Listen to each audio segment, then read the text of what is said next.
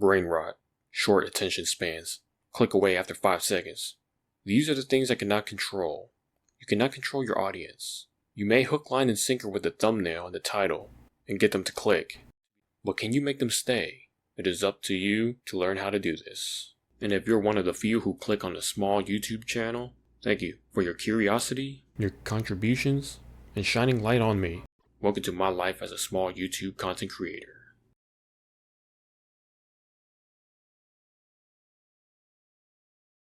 Hello there, cool cats. Today is going to be a little different. I'm going to express my feelings and what my life is like as a small YouTube content creator. I'm not monetized yet, but hopefully I will be soon. And I'm glad you clicked, and I am willing to be vulnerable and share it with you guys. I hope you understand and enjoy the video. What is life like as a small content creator? Well, you record your gameplay, had a great time, edit it, add all the music, the little cuts, super excited about your project, and you're willing to share it with the world. You be brave, you hit that post button, and you're just super excited. It's very rewarding when people comment and like your videos, but there's a dark side to it. I made this analogy before. Small YouTubers we're like the little plants, right? The youngling trees, if you will. And we are surrounded by big YouTubers, aka the sequoia trees, or any trees that are really tall. They're absorbing all the sunlight and now replace sunlight with audience. Because if you look at it from a consumer's point of view, why would you choose the little guy when you have people like PewDiePie or Markiplier? Someone of that stature, you know what I mean? Something along those lines. But those who are curious and do click on the little guy, that's props to you guys, giving people like me a chance, because we are technically overshadowed. And it's kind of like in the real world. I mean, I guess YouTube is considered a real job now. It's still relatively new. Everybody's in competition to get attention. The question you ask yourself, the man in the mirror, what makes the audience want to click on your video? There are literally billions of videos out there, billions of entertainment for them to choose. But if you make videos that you would watch, I believe that's a good start. And we all heard that saying, dance in the room like no one's watching. Recently, I've been seeing a lot of videos, motivational ones, talking about post even if no one is watching. So just keep going. We all seen that famous picture of a guy mining and he gave up, but he was like 2 minings away from striking gold. It's kind of like that. Have you guys seen the YouTube shorts or TikTok, whatever, where the homeowners give out candy, but then no one shows up? It kind of relates to this situation where I post a video and I'm super excited for, a community building project. I want to see a lot of faces, new faces, old faces, right?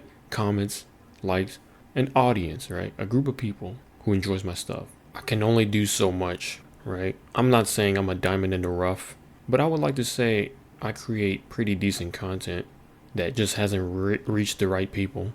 But anyways, let's get back to the routine. You wake up in the morning, you log into your content creator account, hopefully seeing lots of views, lots of comments, lots of likes. Sadly, we're driven this way, chasing the numbers. Numbers don't lie, to see if your community actually likes your content. When I mean by we, I mean like content creator. I used to not be this way. I think it was a year ago, around November, when I first started my channel.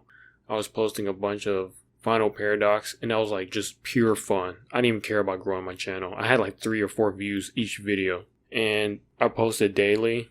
Then I started the Night Dwellers series, and that kind of like my views increased by like tenfold. Tenfold of 4 views is not a lot. That's just 40 views, right? But to me, I was like, dang, this is a lot of views. And I don't know how the human mind works, but it gets addicted to, like, we love validation, right? It's not a bad thing, correct? But I think it is bad when you're obsessed. I try not to chase the numbers. The numbers are right in front of your face. And who doesn't want to blow up on YouTube? I want to make money. That's not a secret, right? I have to pay bills too. I have to feed the family, put a roof over our heads. So I'm not ashamed to admit that I do want to make money. It's hard to not compare yourself to others too. We all seen it. There's YouTubers, there's streamers out there. A lot of them are really good, genuine people. But then there's a handful that are like scums. They're like really evil and racist and like little kids, zero effort in content creation. None of their ideas are original, right? Or stealing other people's content. You know which one I'm talking about. But yet they got like millions of views. And I understand the world is not fair. And you should not compare yourselves to others. I am slowly and gradually growing. It is very demoralizing when I create a video, I post it, and excited for the comments and the likes. Just like a kid on Christmas waiting for presents. But then you get no presents, if you know what I mean. And it gets like not what you expect, right? I'm not expecting millions of views, but it plopped, right? I cannot control the audience. A lot of audience, they come and go. Different age groups. Sadly, we live in a world of fast pace, right? Brain rot content where your attention span is 3 to 4 seconds. So if you don't get them in the first, 10 seconds, they click away. It's just the way it works. So I had to create some YouTube shorts, right? To create attention grabbing content. The highlights of my full videos. I didn't want to be a Debbie Downer, but this is how I feel, right? And this is my life actually. How I deal with this stuff. So I'm not complaining. These are just facts. I post a lot of videos. I understand sometimes it might be overwhelming. I'm scheduling all these videos, so I'm trying to space them out. If you made it still this far, I'm so glad that you're still listening to all this yapping. Another thing that makes me really sad is I used to get some comments every now and then, like at least daily, right? I wake up in the morning, check this account. I'm like, oh, look, I got a nice comment. So thank you to all of those who comment nice things. It really does boost my self-esteem. I can try to lie and convince myself that I don't need the views, I don't need the likes, I don't need, validation, but I think this is what being human means. We all feel good when somebody compliments us or our work. Lately, I haven't been getting any comments, and it's been very discouraging. It's like a one-sided relationship, correct? Because in my videos, I say we or we're gonna do this, so I am assuming you guys are watching. Like, I want you guys to be involved in this journey, but there are no comments. My best analogy for this situation is as if you're an astronaut. You're trying to reach out to other life forms, but nobody's responding. Nobody's commenting, right? No reply. It's one-sided. And you try and try, nobody reaches out. Occasionally you'll get something, but all I'm saying is, if you like the video or find something interesting, I want you guys to comment. I want to know. I'm not a mind reader. I'm talking to you guys, but I get no reply. So I'm in the unknown, and this is why I feel so alone. I try to do community posts too.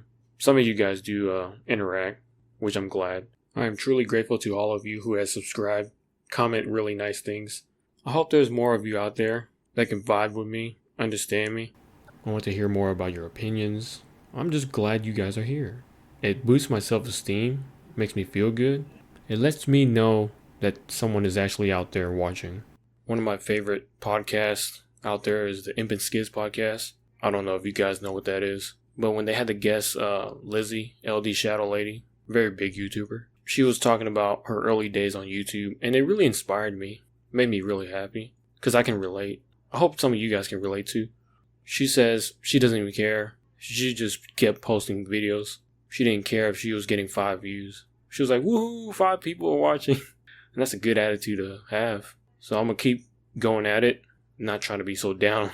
I didn't mean for this to be I don't want pity. This is not a pity party. Please don't do that. I'm just explaining how I feel at the moment. It's tough, don't get me wrong, but I'm willing to grind it out.